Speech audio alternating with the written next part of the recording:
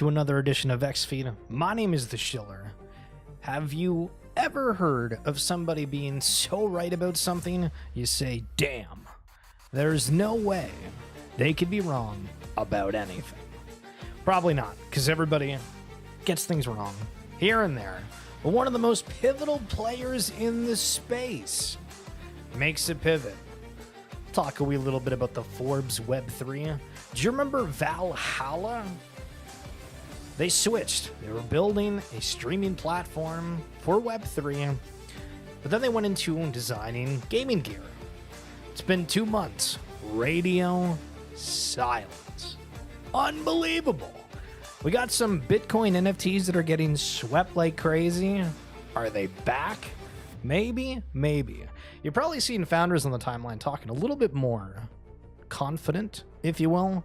Is this time different? That is the question we have. Going to talk a little bit about Disney Pinnacle as well. VV2. Haven't touched about that too much. But if you're excited, I would love for you to share. Give us a like. If you're here live, feel free just to say hi. I do not expect you to say anything at all if you don't want to. But let's kick this Friday off. And if you're a Pacers fan, I am sorry. That is what I call tough, am I right? All right, off the rip here. So here's the situation, right? So I'm at a gas station. We're getting a slushie.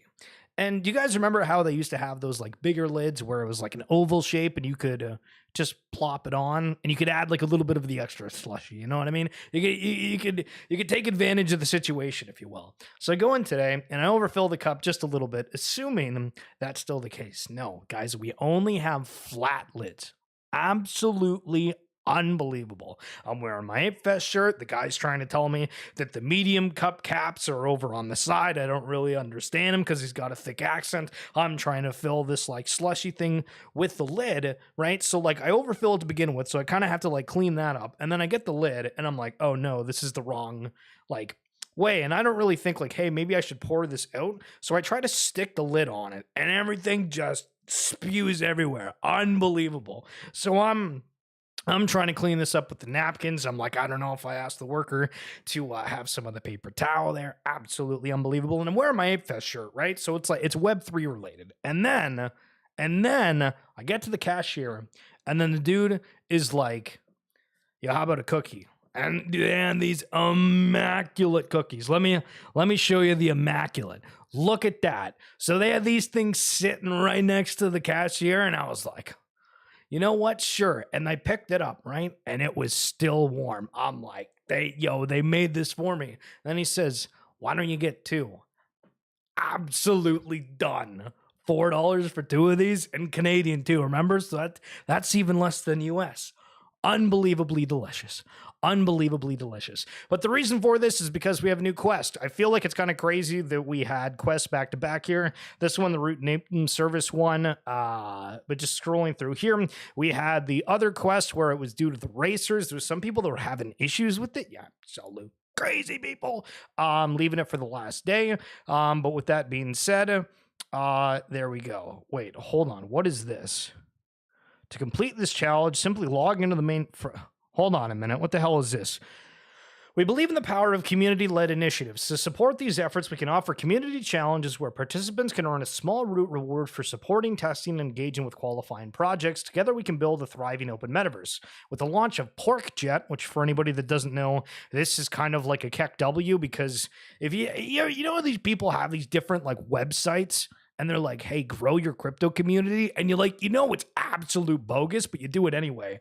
So there's a lot of people that just like farm these airdrops and people go into it and they use it to grow their community, maybe test out their support, whatever it be, right? Maybe, right? And so Futureverse has used a couple of these. And some of the people you're supposed to like talk within the Discord to like qualify. So people will respond like GM, good night, hey military, and like in one case somebody said good pork jet. It's supposed to be good project, but good pork jet. And so that's where this came from. But with that being said, there was actually a really good trailer, but I realized, I think it was NFT Bro that brought it up, but the trailer looks absolutely insane and way high quality from the Discord. So take a look at this. Oh my goodness, looks banging.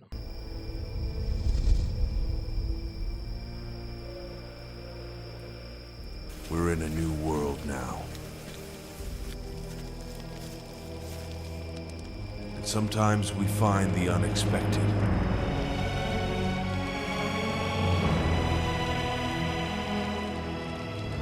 With every journey on the back of a pork jet, gateways open to lands unseen.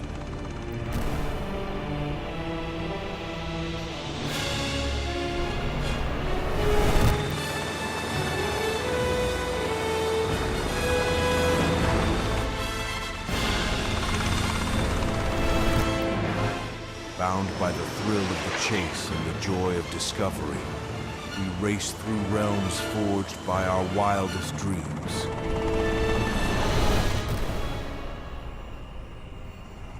Curiosity pulls us into the unknown.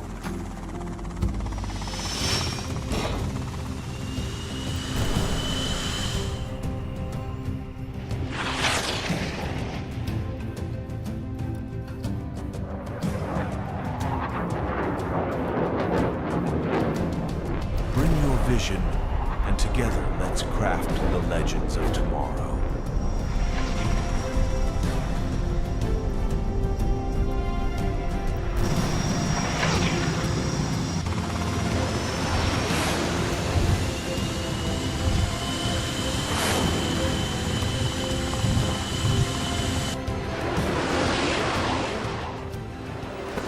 Just beginning on this journey, exploring the metaverse together.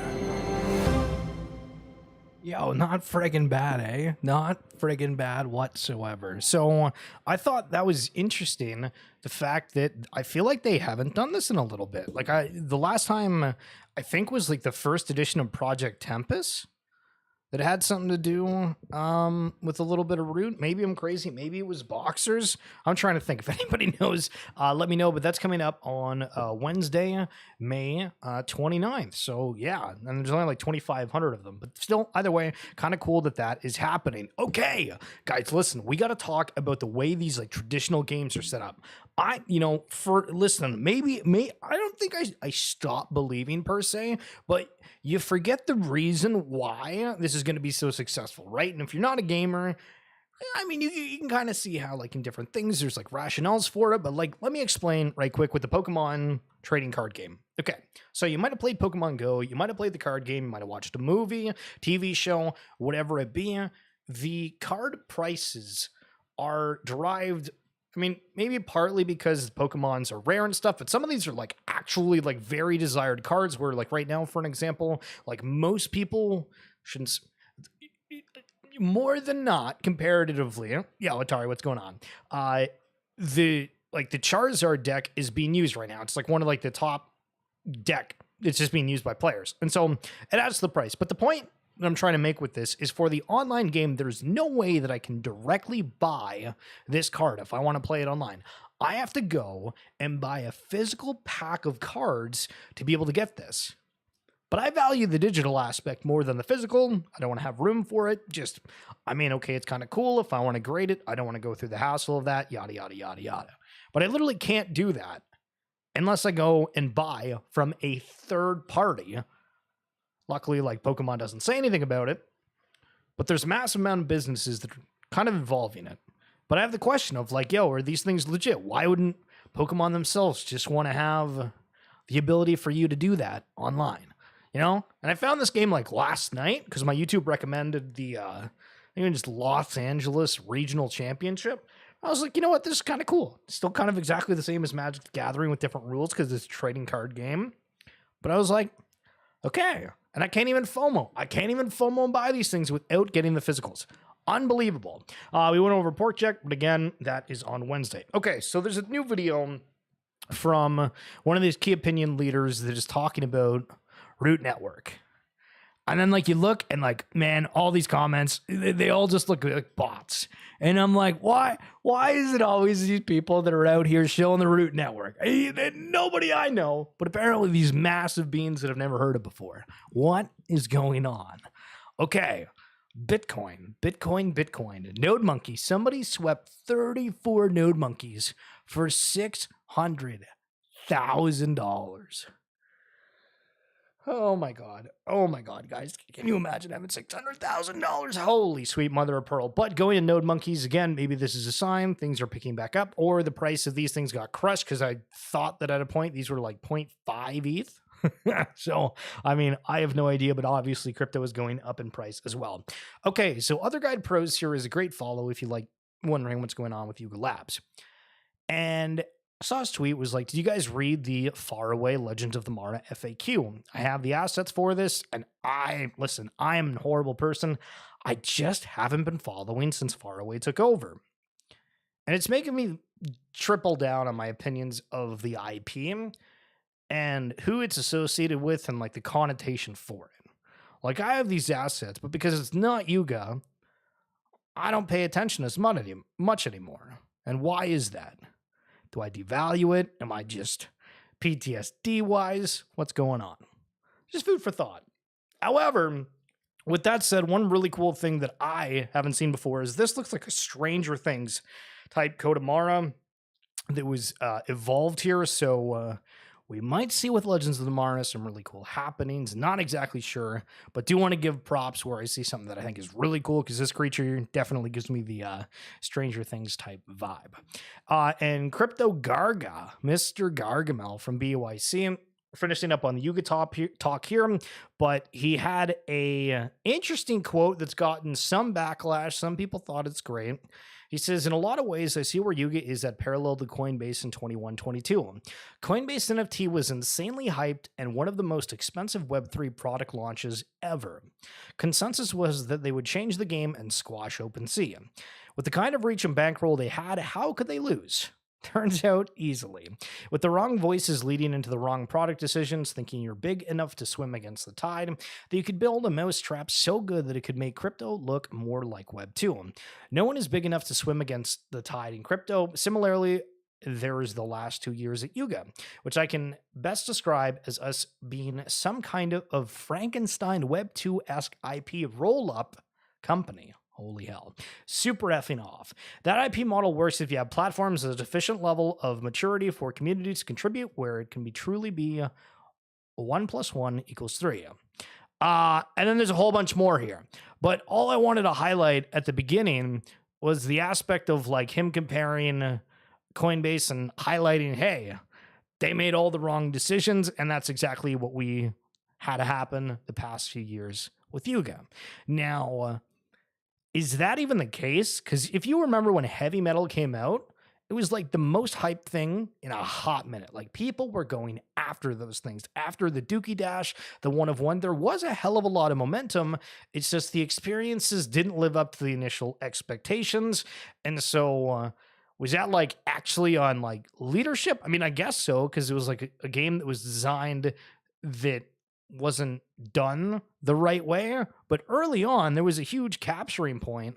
But again, as it launched, there was still a lot of questions of like, why the hell isn't this automated? People ran their computers for the entire day. Absolute insanity. Okay, the trade event for Disney Pinnacle was legit the most fun I've had trading NFTs in year. Felt so old school. So what the hell is he talking about with Disney Pinnacle? There was a quote tweet on this, but apparently there is not. But for Disney Pinnacle, they've done a ton of digital collectibles. If you're familiar with Vivi, very same concept, except for this, it seems like it was exclusive access and they opened up trading to test it. This feels a little bit different than some of the other rollouts of projects within Web3, but again, because maybe it's Disney, they're wanting to do things a little bit more carefully with it. Not open to the public, but again, could be one of those interesting ones in terms of early supporters for that. So the fallout from Super Punk World, holy moly. If you haven't seen this, we talked about it a little bit, but the crypto punks were supposed to have like a 500 NFT drop, and it went rather south. People were freaking out the entire time. Some people said, it's nothing. We have like an entire 10-minute session on that from last week. If you want to check that out, I forget if it was Thursday or Friday. But Garga saying in response to all of that, I asked my team to put together broad feedback from Monday and those screenshots were included. The reality is that the majority of the Punks team doesn't even want to work on Punks anymore. Plus, I'm not going to ask an employee or world-class artist to walk into another shit show like that, and like I said, I don't think they would anyway. If the new narrative isn't punks just want to be punks, but rather Garga bad, then okay. Okay. I mean, very interesting, like, self-awareness tweet, I suppose, but at the same time, seeing more of the reactions from it, a lot of people are saying, yo, it's just some people that were freaking out over it for no reason. It's not really that bad. Art is subjective. It went on, but man, does this place ever get people talking? Unbelievable. This next tweet you are not going to like if you're not sold on this idea, but let's see. Soon, marriage will be on chain, wills will be on chain, home titles will be on chain, any legal agreement will be on chain, any legal consent, will be on chain between peers or sets of consents. If you own it, will be on chain. If you consent, it will be on chain. If you have any right, it will be on chain. Does that make you feel awkward? Does that make you feel brighter for the future? That's the question, right? Because the initial reaction, I think if you said that to some people, they would be like, what? What? And just scroll down here, the final points. It helps everyone, even the administration. It's new software, a new internet. Get into it sooner rather than later. Digital ledgers improve everything. Note, if you want to know about any of this, just ask me. Yeah, okay, we're gonna have 135,000 people just DM this dude asking about questions. But it's still crazy to think about when we first got in the space, depending on when you did, but at least for myself, a couple years ago, you're like, damn, you thought this was gonna be like transformative, and then it starts happening, and you're like, holy crap, I was right. So during the Futureverse interview, I made the comment about, well, couldn't the music industry benefit the most from this metaverse idea? And the Black Keys, apparently from Scott, said they just canceled their entire North American arena tour for this fall due to extremely poor ticket sales, likely due to exorbitantly priced tickets. Most markets were $100 plus just to get in the building. Whoever thought booking this band in arenas in 2024 should be fired. Or we can use this, right? Right. So it's just for your narrative. We can use this as an example why metaverse experiences could be great. Get an idea of what kind of demand there is for it. Why are they charging $100+ per ticket? Well, I mean, okay, sure, they're renting out a bigger spot, but that just highlights the cost that's involved. Obviously, certain bands are going to make a killing for it, and they're going to want to do it. But if you can't sell out shows, you can do some fun things. Some fun. That's like the worst English phrase ever. Some fun. Keep that one in mind. But again, food for thought. This is interesting. So within this clip, basically, David talks about how Vivi is in charge, or what they're wanting to do is find better technology. As people know that Vivi, there's like this odd aura around Vivi about it, being like centralized in a way, or they're not able to do more with the products and, traditional FUD from like any NFT collection that you have out there. But I saw a bunch of people freaking out over this, saying like it's not a blockchain company, yada, yada, yada. But I'm like, damn, if you have like a product that works and you need to bring it to Web3, I mean, isn't that like every product, every brand in the world is trying to figure that out? So it'd be interesting to see where Vivi goes, because they would be kind of, the prime candidate for this, finding that better technology. I still find this weird as hell. Chelsea FC this past season had Bing X, one of the crypto exchanges, I guess, in Europe, be their official kit sponsor, and I'm still flabbergasted by it. Unbelievable. We got crypto everywhere. Okay, so there's a clip here where Michael Saylor says Ethereum is bad. It's the easiest way to put it. Let me play it for you. When Ethereum is not going to be approved, sometime this summer, it'll be very clear to everyone that Ethereum is deemed a crypto asset security, not a commodity. After that, you're going to see that Ethereum, BNB, Solana, Ripple, Cardano, everything down the stack is just a crypto asset security unregistered. None of them will ever be wrapped by a spot ETF. None of them will be. That's unbelievable. And immediately after this, well, actually, I don't know how far away this conference was, to be totally clear. Wow, sorry, 3 weeks ago, from the tweet here from Jason Yanowitz. But it's funny because once you have the rationale, and I've tried to like say, like be open-minded with things, realize who talks highly about what because they're like fully invested. This guy just said like everything's absolute garbage except for Bitcoin. And he sounds so biased in that. Oh, okay. And then this is the clip just from the other day. He 180s just a little bit. And so here's what I think. I think 2 weeks before, the world looked like Bitcoin was going to be the only asset securitized and offered as a spot ETF by the Wall Street establishment, and it was going to spread as the one legitimate crypto asset. I think right now, the best expectation is the crypto asset class will be legitimized, supported by both parties. There's an industry. Crypto is an asset class. There's an entire range of use cases, 24/7 digital trading, digital art, NFTs, tokens, decentralized this, functionality, DeFi. There's a lot of things that will be considered in a more open light, and Bitcoin will be the leader. Kind of crazy. What a flippity dippity do right before your eyes. The future is omnichain. The future is making blockchain invisible. The future is using apps powered by blockchain to benefit as an individual or business without caring about the underlying network or asset used. There is no chosen one. There is not a single winner. Accept it. Stop being a maxi and the industry will flourish. All right. Respectfully, I feel like the entire space is just made of maxis, and that's fine. Everybody's trying to say, hey, this is good, this is exciting, and damn it, like if Pokemon trading card game ended up going on like, I don't know, Cardano, I'd figure it out. You know what I mean? Do you understand what I'm saying?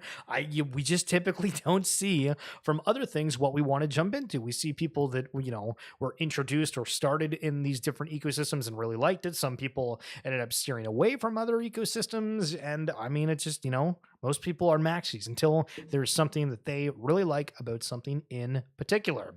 This is kind of interesting from Futureverse. I didn't actually know that they had like a building that was completely logified. Kind of cool. The IRL experience. Keen's saying, why don't you talk about base NFTs anymore, bro? That's tough. I don't know if this guy actually talked about base NFTs before, or if he's just making a meme here. But yeah. It's awkward, right? Because you're taking a huge risk in any ecosystem, whether it be root, whether it be high chain. I mean, even Immutable X in the early days, Flow on the early days, Base here. When people are launching these NFTs, and I mean, that's something to keep an eye on here for like root. Like we know, obviously, Project Tempest as well, Rename Service, well, Quarkjet, Tradeverse, like Root Punks, like all these things, right? Like we kind of like know who the people are and we're like, okay, like this is cool, but it's slower. But when it's opened up and anybody can build anything, it looks like things kind of go south, right? So it's going to be interesting to see the evolution of these platforms that are just launching, because we have seen some things not go necessarily greatly on some of these massive platforms. Akeless says, hello at Valhalla. It's been 2 months, still no word. We don't deserve this. We know you guys got our last few posts. We wrote the tags on them. Perfect. So this is another post I'm sending you. Hope you hear it. P.S. When I asked not Alex Lynn and team why not follow OGs and Grail holders from the main account, they said it was for the brand image, a brand that hasn't posted updates for 60 days in Web3. That's unbelievable. That's unbelievable. Now, we do have kind of a thing where teams can sometimes go quiet over a long period of time. And this is what their keyboard looks like. Again, no disrespect. Keyboard looks banging. Kind of expensive, though. And very limited. I mean, hold on. We're in May, and they legit haven't posted in a month. That's unbelievable. What the hell is going on? There's a workshop here. These things look legit. Maybe they're being quiet. Maybe they're running away. I have no idea. But this space, holy hell. All right, so Forbes Web3, we highlighted it the other day, and another big player within the space, Grail.eth here, who is saying that they're partnering with Forbes as well. And so when you look up the Forbes Web3, and I highlighted these the other day, so it might just be like a reminder, but I feel this is going to pop up more But let's talk about it quick. 6 months of free Forbes premium content, value of $50 a year, and priority access and contribution opportunities to all Forbes Web3 projects, and get investment signals and expert advice. So the Web3 membership, kind of looks like it's more about getting the Forbes premium content more than anything, unless you're somebody who is looking at investing, because priority access and contribution opportunities to Forbes Web3 projects. I mean, that sounds like Forbes wants to be an incubator, as we highlighted where I think it was Deadfellas a while ago, did something where they helped a project launch. And I mean, early days with Yuga Labs supporting a bunch of community initiatives initially. Now, those ideas were kind of small. Some of them obviously bloomed to a lot. But we don't know the quality of what's going to come through for Forbes Web3. Could be awful, could be amazing. Didn't Forbes already have their own NFT? Probably. I don't know, to be honest with you, Molten. That's a great question. I don't think so, or at least I don't remember it if they did. I know Atari had one, but obviously that's it's a little bit different of a category. Global crypto ownership climbs 33.8% in 2024 to 562 million holders, 6.8% of the global population. And there's a little chart here. Canada at 10.1%. United States at 15.5%. That's crazy. The United States is only like 5% more than Canada. Thailand's at 17%. Singapore at 24%. United Arab Emirates, 25%. Some of these are massive. In Brazil here, kind of huge at 17.5%. And Argentina at 18.9% as well. So good little conglomerate we got rocking on there. Cool to see him. An Azuki, one of the spirits, $392,000 US. Guys, can I interest you in a digital image for $392,000 American? Let me know. I got a seller. So here's some strange things that happened with Spotify. Spotify, right? Question for you. Remember when there was a whole bunch of Web3 collections that said that they had Spotify playlists? Futureverse had one. Trying to think who else. There was several larger name ones. Maybe it was Doodles or Pudgies. Can't totally remember. But what the hell happened to that? So here's some things. The artist One Heart suddenly rising 1,500% in streams while charting nowhere outside Spotify. Somebody bought it. Apparently it's not just X. Similar situation with Lucid Beats. Whoever that is, congratulations on those Panama streams. Rocking and rolling with it straight only from Panama. Beyonce, Madonna, and Michael Jackson suddenly became the topic of conversation in Saudi Arabia and Bulgaria. These back-to-back Billie Eilish lunch song Spotify updates, with the song rising to millions by the day and then losing 3 million the next day. Kind of crazy. The drop-offs within things showing the hype. Another song by another random artist gained over 14 million streams in a single day, with 85% of it being filtered. The song has since been removed from the platform. Wow. 14 million streams in a single day. Yo, and it's gone. All right, Rich the Kid apparently launching an RTX or RTK token. Caitlyn Jenner apparently hyping up some random token. Antonio Brown saying buy CTESPN. Absolutely unbelievable. Why are these celebrities all jumping in to crypto right now? Is that not the biggest we're in a bull market signal you've ever seen? None of this stuff happened at all during the bear, and all of a sudden we're having this day to day to day to day. This is a copy pasta, but I want to talk about it. The new celebrities are crypto influencers. Washed up mainstream celebs are risking it all for 5 green candle on scam coins while getting absolutely wrecked in a game they don't understand. And I don't agree with the point here. And again, this is like a copy pasta, but saying celebs are risking it all for a 5 green candle and scam coins. Basically the TLDR of celebrities risking it all on crypto. Guys, there's not that I don't think there's that many people here. We keep talking about it, but in your average conversation, if you say, "Oh yeah, Antonio Brown said go buy CTESPN, most people will be like, I don't understand what the hell any of that means. I'm not touching it. Or they'll be like, okay, haha, that's hilarious. And maybe they might get into it.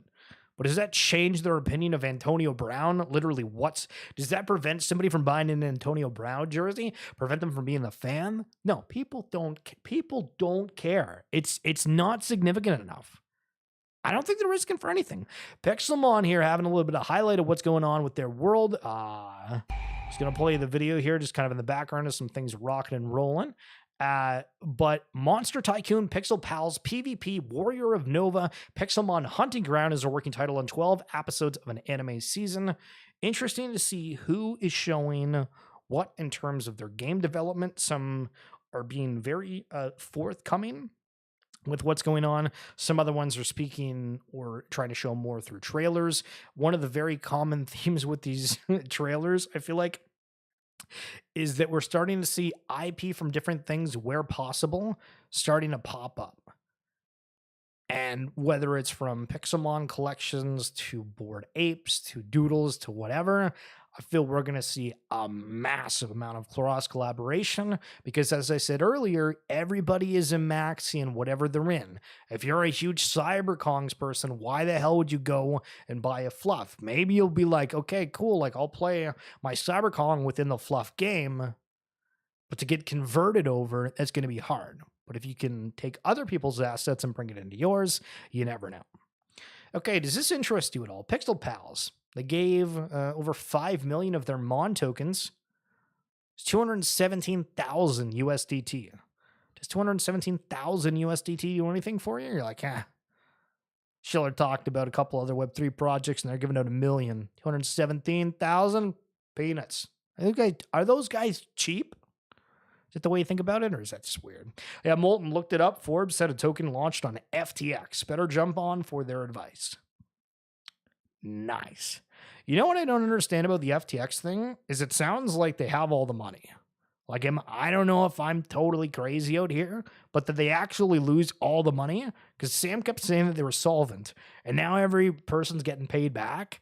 Okay, sure, it's not at like the heights of what it is right now, per se. But like, am I missing something? It's crazy Web2 news here. Valve has confirmed that Steam accounts are non-transferable and cannot be passed on to anyone after the account holder's death. Wow. What a statement. But this is interesting where it does feel like it's kind of gate-kept in a way. You put all of your money into buying these games, potentially extra bonus packs and stuff within this library, and then you can't pass it to anybody. Remember back in the day, if you had an Xbox and you had like 100 games, you could take your console and your games and just give it to a friend. And 50 years down the line, if they want to play the original Xbox, they can because you just had it. Steam says you're not allowed to do that in the digital world. Unbelievable. Unbelievable. Okay, final thing to end on here is we've had an unbelievable week in terms of like the US government going back and forth, massively advocating for crypto. Holy sheesh, has the timeline been at war about different opinions on this, but OSF saying you are not bullish enough. This ain't about supporting Trump or Biden. This is about crypto being a main feature in this year's election.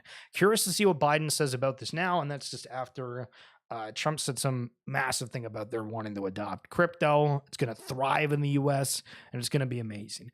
Who thought in 2024, our little world would be a political debate? Guys, listen, we're just trying to sit here, have some Papa Johns, maybe play some Pokemon, and now they're wanting to turn it into politics. Unbelievable.